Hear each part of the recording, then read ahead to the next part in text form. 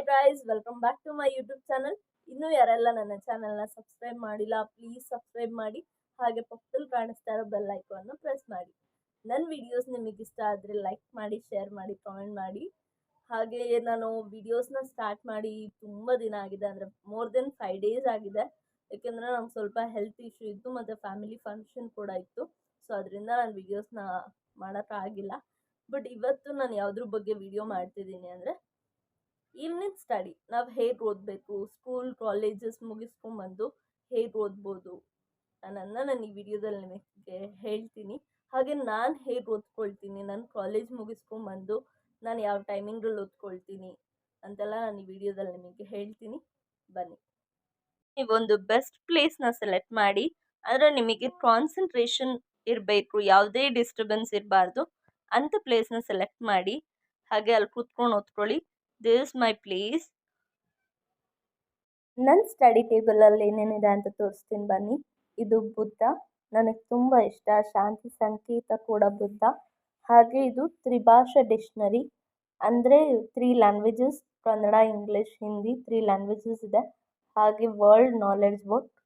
So ಇದನ್ನು ನಾನು time ಸಿಕ್ಕಿದಾಗೆಲ್ಲ ಓದುತ್ತೀನಿ, but weekly 3 times ಅಂತೂ ಓದುತ್ತೀನಿ. ನೆಕ್ಸ್ಟ್ ಇದು ಪೇಜಸ್, ಅಂದರೆ ನಾನು ಕೀ ಪಾಯಿಂಟ್ಸ್ ಮಾಡ್ಕೊಳ್ಳೋಕ್ಕೆ ಅಥವಾ ಏನಾದರೂ ಪ್ರಾಕ್ಟೀಸ್ ಮಾಡೋಕ್ಕೆ ಪೇಜಸ್ ಇಟ್ಕೊಂಡಿದ್ದೀನಿ. ಹಾಗೆ ಒಂದು bottle and 1 box.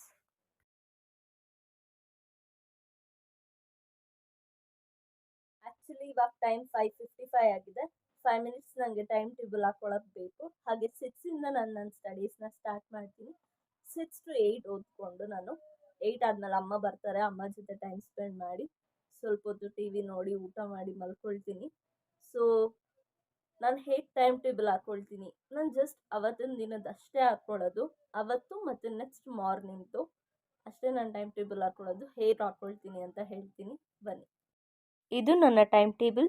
6ಇಂದ 7:55ವರೆಗೂ, 6ಇಂದ 6:25ವರೆಗೂ CA practice ಮಾಡ್ತೀನಿ. ಹಾಗೆ 6:30 to 6:55ವರೆಗೂ ಟೆಕ್ಸ್ಟ್ ಬುಕ್ ರೆಫರ್ ಮಾಡ್ತೀನಿ. ಹಾಗೆ 7ಇಂದ 7:25ವರೆಗೂ DBMS ಟೆಕ್ಸ್ಟ್ ಬುಕ್ ರೆಫರ್ ಮಾಡ್ತೀನಿ. ಹಾಗೆ 7:30 to 7:55 ಇದೆಲ್ಲದ್ರದ್ದು ಓನ್ ನೋಟ್ಸ್ ಮಾಡ್ತೀನಿ, ಅಂದರೆ ಕೀ ಪಾಯಿಂಟ್ಸ್ ಮಾಡ್ತೀನಿ.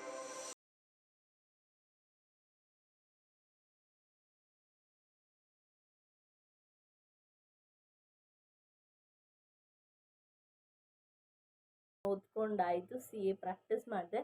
ಹಾಗೆ ಅವಾಗಲೇ ನೋಡಿದ್ರಲ್ವ, ಒಂದು ಬಾಟಲ್ ಮತ್ತು ಒಂದು ಬಾಕ್ಸ್ನ ಇಟ್ಟಿದೆ. ಸೊ ಬಾಕ್ಸಲ್ಲಿ ಡ್ರೈ ಫ್ರೂಟ್ಸ್ ಇದೆ. ಹಾಗೆ ಒಂದು 5 minutesಲ್ಲಿ ನಾನು ಸ್ವಲ್ಪ ನೀರು ಕುಡ್ದು ಡ್ರೈ ಫ್ರೂಟ್ಸ್ ತಿಂದು ಮತ್ತೆ ನಾನು ಸ್ಟಡೀಸ್ನ ಸ್ಟಾರ್ಟ್ ಮಾಡ್ತೀನಿ. ಸೊ ನಿಮಗೂ ಏನಾದರೂ ತಿನ್ನಬೇಕು ಅನ್ಸುತ್ತೆ ಅಥವಾ ಈಚೆ ಒಂದು ರೌಂಡ್ ಹೋಗಿ ಬಂದರೆ ಸ್ವಲ್ಪ ರಿಫ್ರೆಶ್ ಆಗುತ್ತೆ. ಸೊ ನಾನು 5 minutes ರೆಸ್ಟ್ ತಗೊಳ್ತೀನಿ, ಸ್ವಲ್ಪ ನೀರು ಕುಡ್ದು ಡ್ರೈ ಫ್ರೂಟ್ಸ್ ತಿಂದು.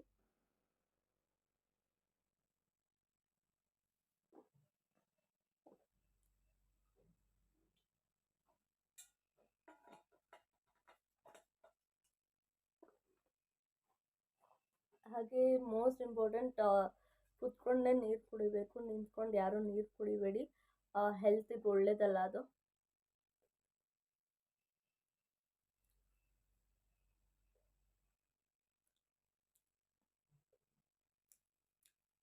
ಒಂದು 2 minutes ನೀರು ಕುಡಿದು ಡ್ರೈ ಫ್ರೂಟ್ಸ್ ತಿಂದು ನಾನು ಸ್ವಲ್ಪ ಹೊತ್ತು ಈಚೆ ಹೋಗಿ ಓಡಾಡ್ಕೊಂಡು ಬರ್ತೀನಿ. ಏಕೆಂದರೆ ಮೈಂಡ್ ರಿಫ್ರೆಶ್ ಆಗುತ್ತೆ. ಓದಿ ಸಾಕಾಗಿರುತ್ತೆ. 25 minutes ಓದಿ ಒಂದು 5 minutes ಆದರೂ ರೆಸ್ಟ್ ಮಾಡಲೇಬೇಕು. ಸೊ ಈಚೆ ಹೋಗಿ ಬರ್ತೀನಿ ನಾನು.